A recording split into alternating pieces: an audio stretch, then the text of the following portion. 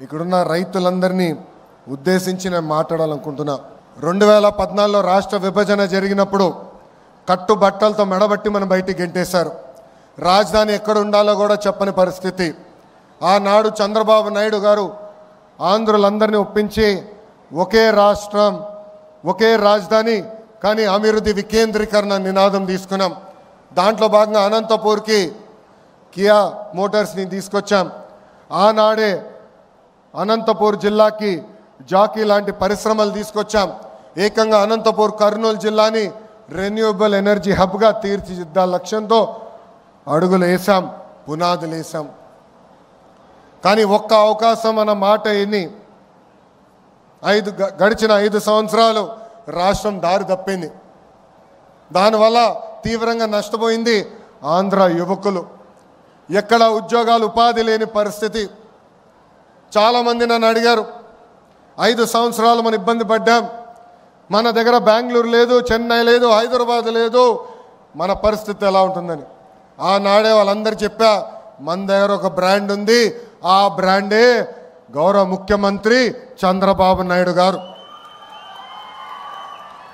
ఈరోజు సిన్హా గారు ఇంత దూరం వచ్చి ఈ ప్రాజెక్ట్ ఆంధ్ర రాష్ట్రంలో పెడుతున్నారంటే దానికి కారణం మన బ్రాండ్ బాబు. ఈరోజు పెద్ద ఎత్తున టీసీఎస్ ఉత్తరాంధ్రలో పెట్టుబడులు పెడుతున్నారంటే దానికి కారణం ఒక బ్రాండ్, అది బాబు గారు. ఇట్లా పెద్ద ఎత్తున పెట్టుబడులు తీసుకొస్తున్నాం.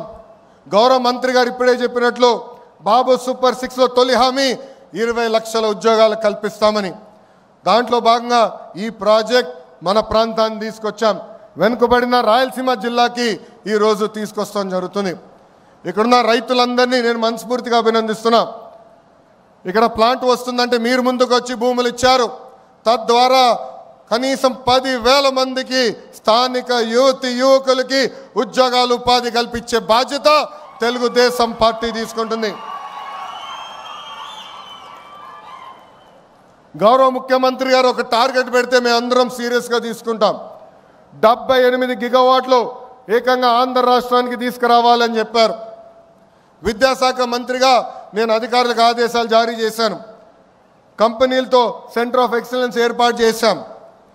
వాళ్ళకు కావాల్సిన దానికి మన యువకులను తీసుకుని ట్రైనింగ్ అందజేసి ఏకంగా వాళ్ళ కంపెనీలోనే ఉద్యోగాలు ఉపాధి కల్పించే బాధ్యత మేము తీసుకుంటాం. ఈ ప్రాజెక్ట్ వల్ల రాబోయే రోజుల్లో మన కరెంటు ఛార్జీలు తగ్గుతాయి. గడిచిన 5 సంవత్సరాలు 1 మెగావాట్ కూడా రాలేదు, 1 బ్యాటరీ స్టోరేజ్ సిస్టమ్ రాలేదు. గడిచిన 5 సంవత్సరాలు వాళ్ళు చేసిన తప్పుల వల్ల ఈరోజు మనందరం ఏకంగా భారం పడుతుంది, మన పైన పడింది. మనం డబ్బులు చెల్లించాల్సిన పరిస్థితి వస్తుంది. అందుకే ఇలాంటి ప్రాజెక్టులు తీసుకొచ్చి కరెంటు ఛార్జీలు తగ్గించే లక్ష్యంతో మీ ప్రభుత్వం పనిచేస్తుందని ఈ సభాముఖంగా తెలుపుతున్నా. మన నేలపై జనరేట్ చేస్తున్న కరెంట్ ఏకంగా ఆంధ్ర రాష్ట్రానికి కాదు, మొత్తం భారతదేశానికి మన ఆంధ్ర రాష్ట్రం అందించబోతుంది. గౌరవ ప్రధానమంత్రి నరేంద్ర మోడీ గారు ఒక విజన్, ఒక సంకల్పంతో పనిచేస్తున్నారు. మనం చూసాం, ఉగ్రవాదులు మన భూభాగంలోకి వచ్చి అమాయకులను చంపారు. ఢిల్లీలో ఎంత పనున్నా అమరావతి పనులు తిరిగి ప్రారంభించేదానికి గౌరవ ప్రధానమంత్రి గారు పిలిస్తే ఆంధ్ర రాష్ట్రం, ఆంధ్ర ప్రజలు నన్ను పిలిచారు, నేను తప్పనిసరిగా వస్తున్నానని వచ్చి తిరిగి శంకుస్థాపన చేశారు. ఆనాడే గౌరవ ప్రధానమంత్రి గారు ముందర నేను చెప్పా, ఆంధ్ర ప్రజలు కోరుతున్న అన్ని కోరికలు గౌరవ ప్రధానమంత్రి గారు తీర్చుకుంటూ వస్తున్నారు. దాంట్లో భాగంగానే ఈ ప్రాజెక్ట్ రాయలసీమకు వచ్చింది. త్వరలో కర్నూలు కూడా హైకోర్టు బెంచ్ తీసుకొస్తాం. గౌరవ ప్రధానమంత్రి గారిని కూడా రాయలసీమ గడ్డపైకి తీసుకొస్తామని ఈ సభాముఖ రాయలసీమ ప్రజలు కూడా తెలుపుతున్నాం. గడిచిన 5 సంవత్సరాలు రోడ్లు కాదు, రోడ్ల పైన పడిన గుంతలు కూడా రిపేర్ చేయలేదు. గడిచిన 5 సంవత్సరాలు 1 పెట్టుబడి రాలేదు, 1 ఐటీ కంపెనీ తీసుకురాలేదు. పొద్దున్న లేచిన దగ్గర నుంచి రాత్రి వరకు మేము అన్ని తలుపులు తడుతున్నాం, అన్ని గడపలు తొక్కుతున్నాం. దాంట్లో భాగంగా నేను డావోస్కి వెళ్ళా.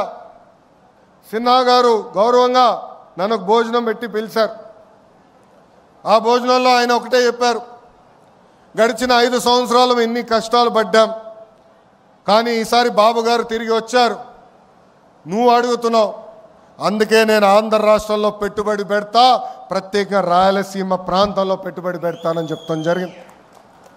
సిన్హా గారినే కాదు, టాటా సన్స్ చైర్మన్ చంద్ర గారిని కూడా కలిసాం. 3 గంటల సేపు ఆయన ఆఫీస్లో నేను కూర్చుని మాట్లాడా. దాంట్లో భాగంగానే టాటా ఎనర్జీ వచ్చింది, టీసీఎస్ వచ్చింది, ఇంకా అనేక పెట్టుబడులు కూడా టాటా లాంటి సంస్థలు పెడుతున్నాయి. ఇవన్నీ మీకు ఎందుకు చెప్తున్నానంటే, ఇక్కడ చాలామంది నిరుద్యోగ యువతి యువకులు ఉన్నారు, తల్లిదండ్రులు ఉన్నారు. ఒక లక్ష్యంతో మేము పనిచేస్తున్నాం, ఒక కసితో మేము పనిచేస్తున్నాం. అది 20 లక్షల ఉద్యోగాలు ఆంధ్ర రాష్ట్రానికి తీసుకొచ్చేదానికి. డిఎస్సి నోటిఫికేషన్ ఇచ్చాం.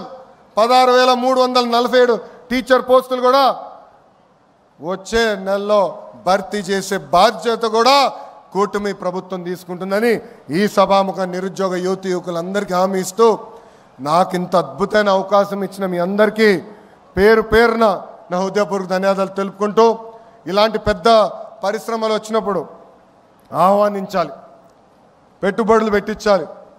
సమస్యలు ఉండొచ్చు, మేమందరం ఉన్నాం పరిష్కరించేదానికి. గౌరవ శాసనసభ్యులు ఉన్నారు, మంత్రి గారు ఉన్నారు, నేనున్నాను. మీకు అండగా నిలబడతాం, మీ తరపున మేము ఆడతాం. కానీ పెట్టుబడి రావాలి, పెట్టుబడులు వస్తేనే మన పిల్లలకి ఉద్యోగాలు వస్తాయి. దయచేసి ఇది అందరూ గుర్తుపెట్టుకోవాలని ఈ సభాముఖం మీ అందరు తెలుపుకుంటూ మీ అందరి దగ్గర నుంచి సెలవు తీసుకుంటున్నా. అందరికీ నమస్కారం. జై హింద్, జై హింద్, వందే వందే. అందరికీ నమస్కారం.